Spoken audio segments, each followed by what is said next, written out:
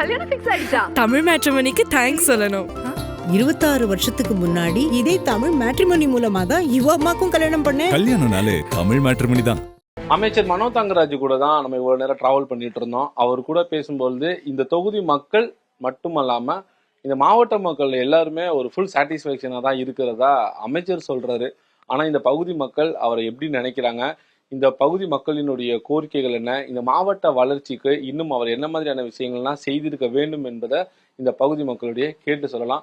நமக்கு இந்த ஊரை பொறுத்த வரைக்கும் ஆஸ்பத்திரி கொஞ்சம் டெவலப் ஆகணும்.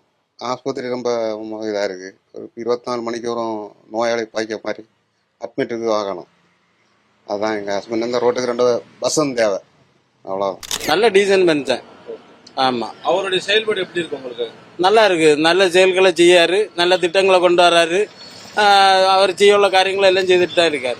டீசென்ட் உயிரே அவருக்காக தான். ஒரு பயம் தரல. 3 தடவை எழுதி கொடுத்தேன். என்ன சொல்ல அது இதுவரை எனக்கு கிடைக்கல. 3 தடவை எழுதி. ஆஸ்பத்திரி எங்களுக்கு பேஷண்ட படுக்க வைக்கிறது மாதிரியும், நோயாளி வந்தா எப்பவும் ட்ரீட்மெண்ட் பண்ணியது மாதிரியும் உள்ள அரேஞ்ச்மெண்ட் எப்பவுமே வேணும் எங்களுக்கு. இங்க ரோடு வசதி அதான், அதுக்கப்புறம் எல்லாம் குண்டும் குழியுமா கிடக்கு. அந்த ரோடெல்லாம் கிளியர் பண்ணணும். சரியா? இப்ப எலெக்ஷன் அது நடக்குமா? ஆஸ்பத்திரி எல்லாம் சரியில்லை இல்ல. ஆஸ்பத்திரியில ஆள் வந்தாக்கா பார்க்கவோ எடுக்க ஒன்னும் கவனிப்பு இல்லாத இருக்கு. குளச்சல் துறைமுகம் வந்து எத்தனை பேர் இருக்கு? வேலை வாய்ப்பு இருக்கு. அதெல்லாம் விட்டாச்சு. நீ சின்ன பெரிய மீன் விட்டுட்டு சின்ன மீனை பிடிக்கிற மாதிரி இருக்கு. சிறு தொழில் தான் வர முடியும். ரப்பர் தொழிற்சாலை ஏதாவது வந்தா நல்லது. ஏன்னு ரோடு சரியில்லை. அந்த குட்டக்குழி அந்த ரோடு சரியில்லை. ஆற்றூர் ரோடு அதெல்லாம் சரியில்லை. அதான் நாங்க இடிஞ்சு பொடிஞ்சு கிடக்கு. அல்ல நீங்க போய் பாருங்க. அதுல அது எங்களுக்கு கண்டிப்பா அந்த ரோடு வேணும். நாங்க எப்பலாம் கொட்டு எஞ்சாட்டு கோயிலுக்கு போறது, மீனாண்ட போறது எல்லாருமே ஆளுவ போகணும். விழா விட செய்யணும் வைக்கொள்ள. நீங்க எல்லாம் பார்த்து வருங்க. அந்த அது கண்டிப்பா எங்களுக்கு வேணும். அமைச்சர் செயற்பாடு பரவாயில்ல. நம்ம ரோடெல்லாம் நல்லா இருக்கு, போக்குவரத்து கிளியரா இருக்கு, 2 வீலர் எல்லாம் வர முடியுது. அப்படி நல்லா இருக்கு. தண்ணி, மருத்துவமனை வசதி, மருத்துவமனை பக்கம் தானே நிக்கிறோம். நல்லா இருக்கு. இந்த தொகுதியில வேலை வாய்ப்பு, யங்ஸ்டர்ஸ்க்கு வேலை வாய்ப்பு எல்லாம் இருக்கா? இருந்தா நாங்க எதுக்கு ப்ரோ இப்படி சுத்த போறோம்? நான் இப்ப இயற்கை வளத்தை பாத்தீங்க எல்லாம். அமைச்சர் ஒரு தங்கமான மனுஷன். மேற்கு தொடர்ச்சி மலை எல்லாத்தையுமே கொண்டு கேரளாவுக்கு கொடுத்துட்டு இருக்காரு. சொல்றது மாதிரி ஒண்ணும் இல்ல, நல்லதாட்டு சொல்றதுக்கு எதுவும் கிடையாது அவரை பற்றி. மனோ தங்கராஜா செயல்பாடு எப்படி இருக்குன்னா மக்கள்கிட்ட கேட்டு பாருங்க. இருக்க மலையெல்லாம் உடைச்சு கொண்டு போய் கொடுத்தாச்சு கேரளாவுக்கு. இங்க துறைமுகம் வர விடல. துறைமுகம் வந்திருந்தோம்னா எத்தனை பேருக்கு வேலை கிடைச்சிருக்கும், டெவலப் ஆயிருக்கும் நம்ம மாவட்டம். எல்லாத்தையும் தூக்கி இப்ப விளைஞ்சத்துல கொடுத்து கண்டவனை கொடுத்து நமக்கு ஒரு பைசா பிரயோஜனம் இல்லாம போயிட்டு. அமைச்சரின் செயல்பாடு எப்படி இருக்கு? வேற என்னெல்லாம் வசதிகள் தேவைப்படுது? எல்லா வசதிகளும் தேவைப்படுது. தெரியாது. வேலை வாய்ப்புலாம் குறவு. அமைச்சர் செயல்பாடு பரவாயில்ல. ஆனா மக்களுக்கு வேலை வாய்ப்பு கொஞ்சம் கஷ்டம் இல்ல. வேலை வாய்ப்பு ஏற்ற ஊதியம் கிடையாது. நாங்க விவசாயம். நாங்க விவசாயம் பண்ற தொழில் கொலையை கொண்டு கொடுத்தா எங்களுக்கு அதுக்கேற்ற விலை கிடையாது. கரண்ட் வசதி தந்திருக்கீங்க பரவாயில்ல, தண்ணி வசதி தந்திருக்கீங்க பரவாயில்ல. இந்த பாலம் உடனே மாறணும். அடியில நீங்க ஒரு போட்டோ எடுத்து கிளியர் பண்ணுங்க.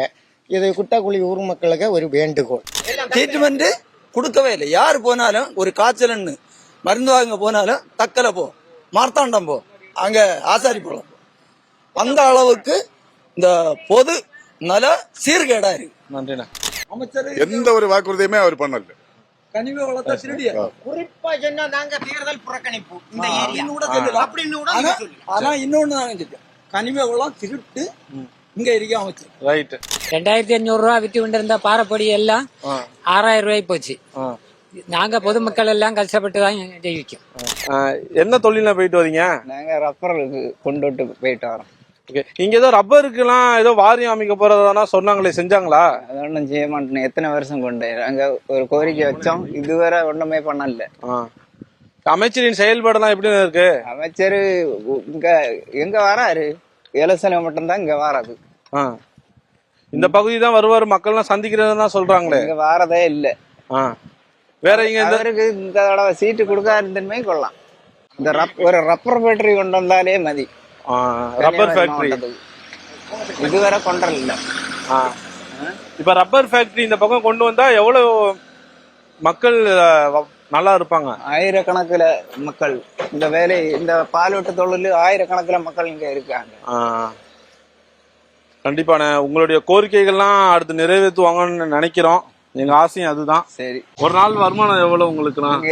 நாங்க இப்போ ஒரு ரப்பர் குண்டுக்கு 140 ரூபா.